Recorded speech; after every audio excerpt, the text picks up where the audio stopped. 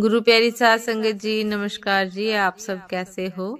आशा करती हूँ बाबा जी के श्री चरणों में अरदास करती हूँ कि मालिक के कृपा से, सत गुरुदातार की मेहरबानी से आप सब बहुत खुश होंगे, मौज बहार में होंगे और अवश्य ही भजन सिमरन में होंगे।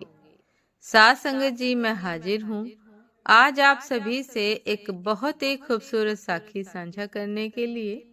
उम्मीद करती हूँ ये साखी आप सभी को बहुत पसंद आएगी। तो साथ संगत जी, चलिए आइए समय ना गवाते हुए साखी को आप सभी से साझा करते हैं जी। साथ संगत जी, 3 साधु थे, यात्रा कर रहे थे यमुना किनारे। उनमें से तीसरा साधु जो था वो बूढ़ा था, वृद्ध था। उसने कहा कि भाई, हम इस गांव के बाहर मंदिर में आसन लगा के यहाँ रहेंगे। तुम तो जवान हो, तुम चले जाओ।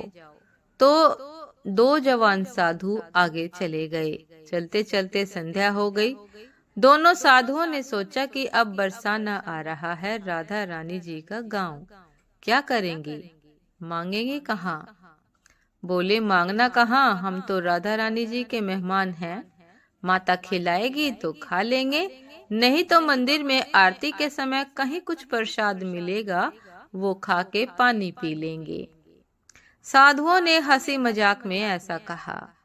वो साधु पहुंच गए बरसाना और बरसाना में आरती हुई। उस दिन मंदिर में उत्सव भी हुआ था। साध संगत जी, साधु बाबा बोले कि मांगेंगे तो नहीं, राधा रानी जी के मेहमान हैं। ऐसे कहकर साधु सो गए। रात्रि में 11 बजे राधा रानी जी के पुजारी को राधा रानी जी ने ऐसा जगाया। राधा रानी जी बोली कि मेहमान हमारे भूखे हैं और तू सो रहा है। पुजारी ने पूछा कि मेहमान कौन है? कौन है मेहमान? राधा रानी जी ने कहा कि वह 2 साधु। पुजारी के तो होश हवास उड़ गए। पुजारी उठे, सोए साधुओं को उठाया। तुम राधा रानी जी के मेहमान हो क्या? साधु बोले कि नहीं, हम तो ऐसे ही। पुजारी जी बोले कि नहीं, आप बैठो। हाथ पैर धुलवाए, पतले लाई और अच्छे से अच्छा जो मंदिर का प्रसाद था, उत्सव का प्रसाद था, जो भी था, लड्डू, रसगुल्ले, खीर, बस टनाटन पक्की रसोई जिमाई। साध संगत जी, वो साधु थोड़ा हंसकर बोले कि राधा रानी जी, हमने तो मजाक में कहा था, तुमने तो सचमुच में हमको मेहमान बना लिया। माँ, हे राधे मैया, हे राधे मैया। साध संगत जी, इस प्रकार का राधा रानी जी का चिंतन करते करते वो साधु सो गए। दोनों साधुओं को एक जैसा सपना आया। सपने में वो 12 साल की राधा रानी बोलती है कि साधु बाबा, भोजन तो कर लिया आपने, तृप्त हो तो गए ना? भूख तो मिट गई ना? भोजन तो अच्छा रहा? साधु बोले कि हाँ, भोजन जल आपको सुखद लगे ना? तो साधु बोले कि हाँ, अब कोई और आवश्यकता है क्या? साधु बोले कि नहीं नहीं मैया।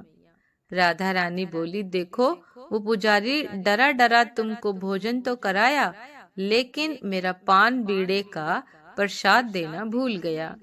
लो, मैं पान बीड़ा देती हूँ आपको। ऐसा कहकर उनके सिरहाने पर रख दिया।